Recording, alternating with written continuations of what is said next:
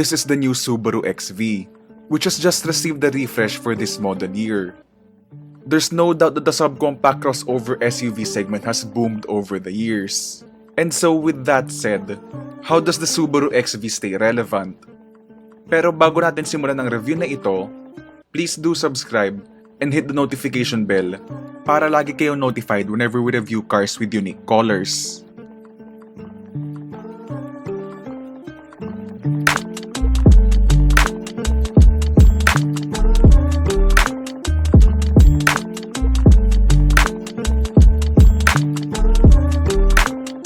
From the outside, the changes are quite minor.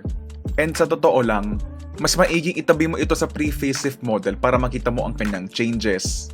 And these include the new front bumper, front grille, cleaner looking LED daytime running lights, this new set of 18-inch alloy wheels, and of course it's hard to ignore this car's new plasma yellow pearl paint. While the changes are quite minor, the Subaru XV still looks distinct enough to stand out on the road. And while the Subaru XV is technically a raised Impreza hatchback, at least mukha siyang genuinely rugged compared sa kanyang competition. And this is evident sa kanyang 220mm ground clearance, which is actually on par with bigger pickup-based SUVs such as the Toyota Fortuner. Dumako naman tayo ngayon sa interior ng bagong Subaru XV. So now that we're in the interior of the new Subaru XV, actually in terms of changes, parang there's not actually anything to talk about. The materials are still the same as before din. So soft touch here, soft touch on the dashboard, soft touch ito sa may stitching detail siya sa dashboard din. Quality is pretty good, though a Mazda CX-30 really has stepped up its game, so it's actually on par with almost a Lexus UX in terms of quality yung Mazda CX-30. But it's still a nice place to be in, tong Subaru XV. It's still relatively modern and premium pa rin because of the soft touch plastics nga and all. Plus, the new features here for 2021 would be the 2-person memory for the electric adjustment for the seats, and the new infotainment system, which is actually made by Panasonic and not Subaru's Starlink infotainment system. So, kilala niyo ako sa mga reviews ko, hindi ko gusto mga third-party infotainment systems. So, ang tanong ngayon is, will that be the case with the Subaru XV? Will I dislike it for being a third-party infotainment system or not? So, pag-usapan natin ngayon yun. So despite being manufactured by Panasonic for the Southeast Asian market, this infotainment system actually works well. It's a much better attempt compared to their previous effort from a few years ago. And as a matter of fact, mas marami pa siyang functionality compared to Subaru's own Starlink infotainment system. Touch response is snappy and the menus are logically laid out. And on top of the Apple CarPlay and Android Auto smartphone integration, meron pa siyang 360-degree view camera system, which you won't find in Subaru's own Starlink infotainment system. Now as for rear seat space, the Subaru XV offers a generous amount of head and legroom, and that's despite having a center tunnel to accommodate the all-wheel drive system. Unfortunately, wala ka nga lang rear aircon vents which some of its competitors have. And then as for trunk space, you only get 385 liters behind the rear seats.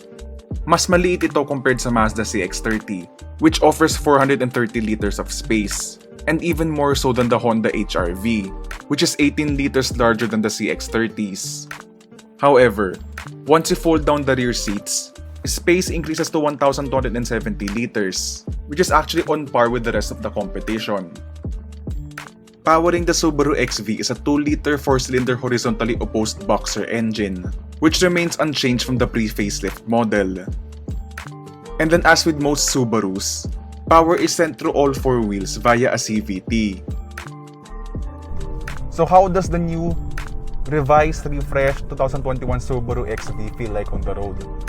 So, sabi ng Subaru, they improved the suspension tuning of the XV, and to be honest, siguro it's good for me to have a back-to-back drive of the previous pre-facelift XV and this XV, because sa totoo lang, back in 2018, the Subaru XV already had a good ride. Maganda na yung ride niya kung tuusin. Basically, almost every Subaru utilizing the Subaru global platform feels good already in terms of ride. Maganda yung comfort niya. Subarus usually have long travel suspension, and yun pa lang, the fundamentals pa lang are already good. So, they improved upon the ride ngayon, pero to be honest, medyo hard for me to tell the difference if it's really improved. Because, yun nga, in the first place kasi maganda na yung ride ng Subaru XV. I already had no complaints with the ride of the previous pre-facelift model. So, siguro yes, it's improved ngayon. But, even back then ang ganda na ng ride ng Subaru XV. So, siguro in terms of the small imperfections, doon mo mas pansin yung improvement niya.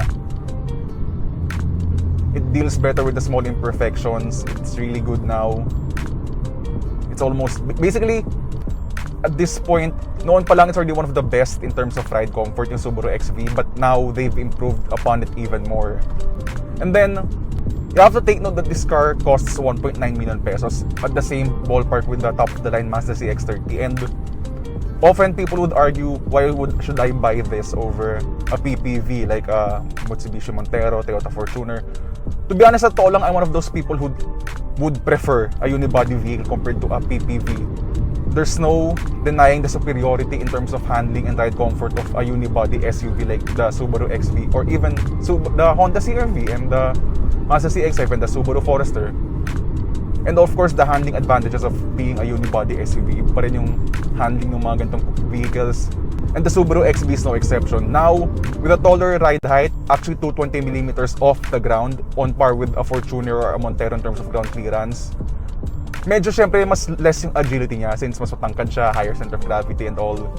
But it's still reasonably grippy and well-tuned pagdating sa handling niya. I wouldn't say it's as fun as the Mazda CX-30, but it's siguro one of the sportier, not the sportiest, but one of the sportier options in the subcompact SUV segment. The steering is reasonably responsive with a good amount of feedback. Hindi man siya kasing rich nung sa Mazda CX-30, but it's not totally numb. And then it's not too light either. There's a bit of heft pa rin.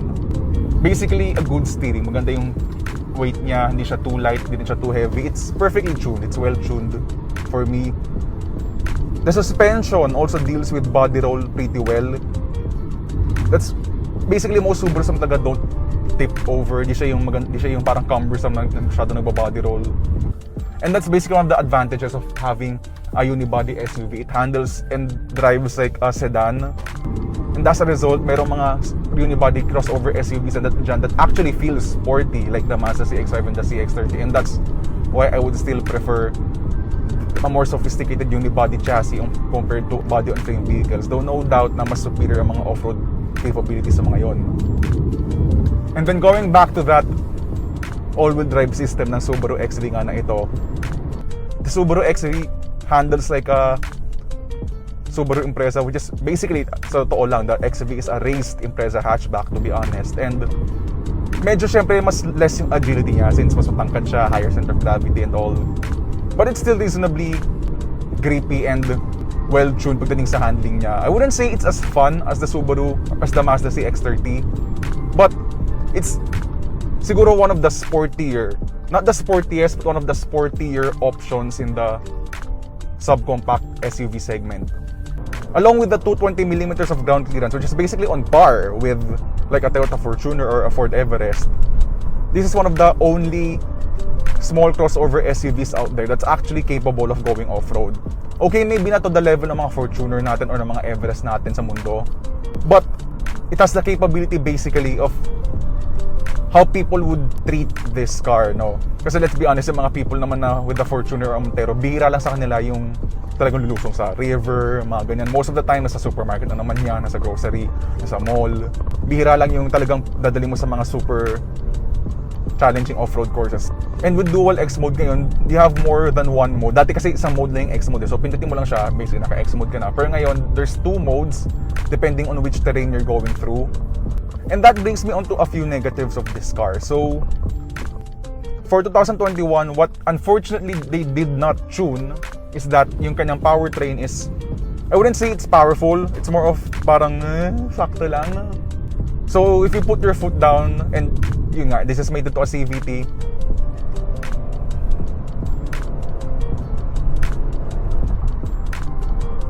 it delivers power reasonably well, pero there are situations na, let's say, gusto mong overtake, medyo bitin yung pakiramdam ng CVT. Parang it doesn't go to the ratio that you want kapag gusto mong overtake. For the most part, okay naman siya. But there are moments sa ang pakiramdam mo sa kanya is yung parang medyo may pagkapitin. But The engine itself, if we're just gonna talk about the engine produces decent numbers naman, tutusin. Much more of the CVT na sometimes okay yung response niya, sometimes okay yung pag-change niya ng ratio niya to the appropriate ratio kasi hindi nga to automatic transmission, it's just basically a belt or a chain that changes its ratio. And then, refinement is, well, back in 2018, okay ang refinement nito. Okay naman ang refinement ng Subaru XV back in 2018. Now that we're in 2021, I really wish that Subaru improved upon the refinement because there are competitors such as the Mazda CX-30 that feels a lot more quieter than this Subaru XV at this point.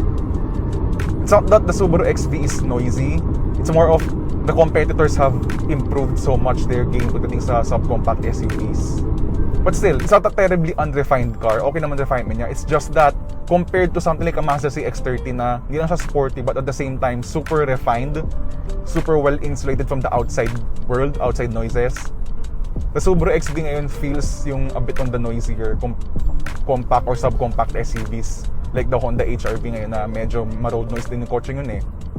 And then lastly, as for fuel economy, I was able to achieve around 9 to 9.9 liters per 100 kilometers, which basically translates to 10 to 11 kilometers per liter. Considering that this subcompact SUV has permanent all-wheel drive, matipid na tong fuel economy figure na ito. Though do remember that I live in Santa Rosa, Laguna, where traffic is almost non-existent.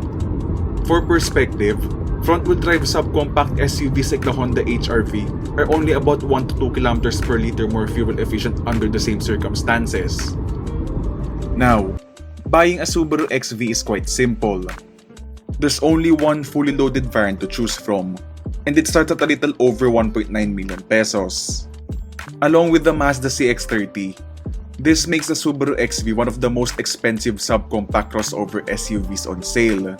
But you do get quite a lot of standard equipment, such as swiveling LED headlights, power adjustable driver seat with 2-person memory, leather seats, reverse link tilting side mirrors, and of course, Subaru's EyeSight advanced driver assist features, which includes full speed adaptive cruise control, lane departure warning, automatic emergency braking, and automatic high beams.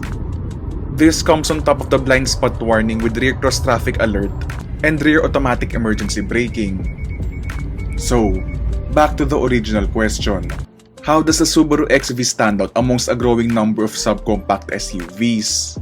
Well, for starters, it's one of the only few subcompact SUVs with a full suite of advanced driver assist features. And on top of this, the Subaru XV is also one of the more off-road capable subcompact crossover SUVs out there. Yet it's also one of the best in terms of on-road handling. The improvements this year are quite minor, yet it is still enough to make the Subaru XV a standout in its segment.